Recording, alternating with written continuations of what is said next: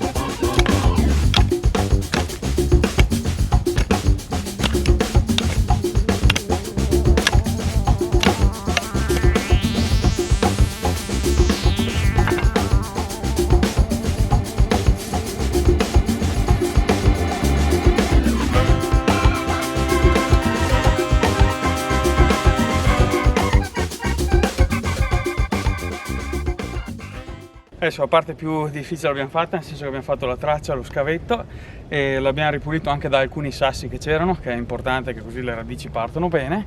Adesso con un po' di attenzione, un po' di delicatezza, bisogna interrare il tralcio che abbiamo selezionato. Chiaramente ha una certa flessibilità, per cui questo ci aiuta, la vigna ci viene un po' incontro. Vedete, in questo modo andiamo a posizionarlo dentro al solco, cercando che sia abbastanza adiacente sulla linea delle altre vigne, in modo tale da non poi andarla a disturbare con macchinari, tagliaerba, cimatrici eccetera, e andiamo ad interrarla in questo modo, poi aiutandoci con le scarpe.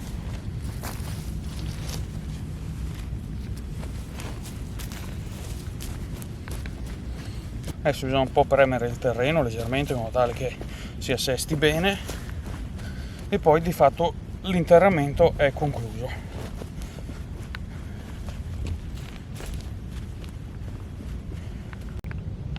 Questa per esempio è una delle gemme che dicevamo prima che sarà responsabile della fuoriuscita delle radici, un'altra qua, e le altre chiaramente sono lungo il percorso che abbiamo già interrato.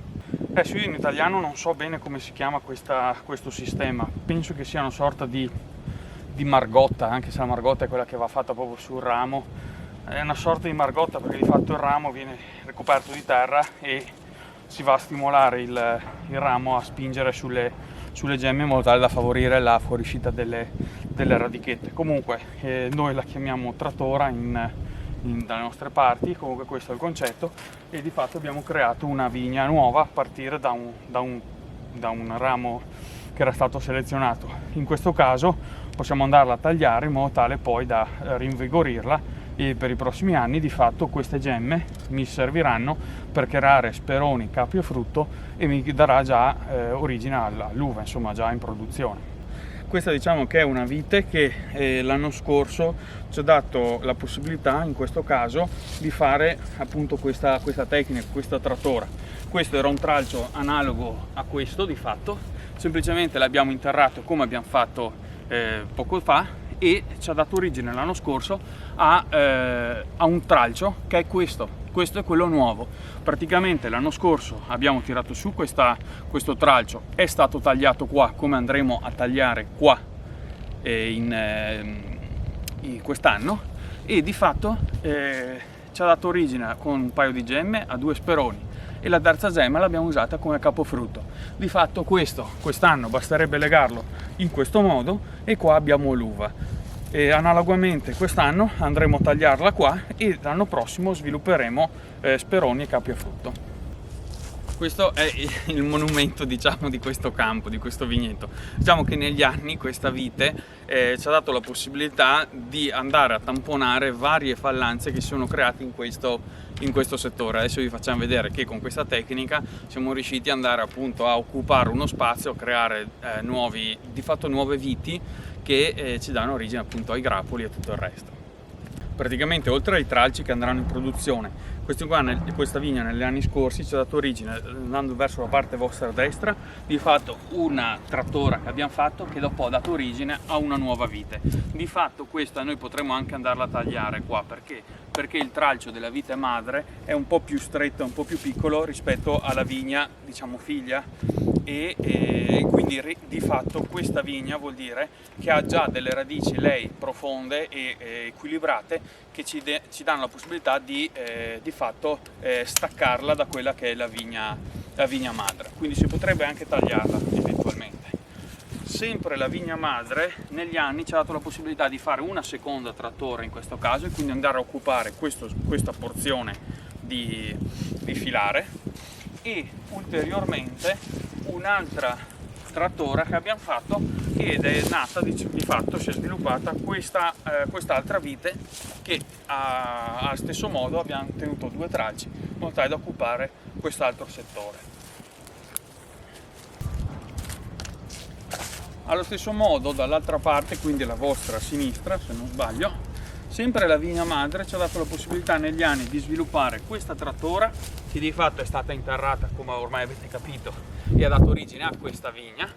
Una seconda trattora che ha dato origine a questa vigna qui, e questa vite, se vedete, avrà avuto una gemma che noi abbiamo sfruttato una volta che è diventato un tralcio, e l'abbiamo interrata a sua volta e ha fatto un'altra vite, la quale a sua volta ha creato un'altra trattora, creando di fatto quest'anno un'altra vigna nuova.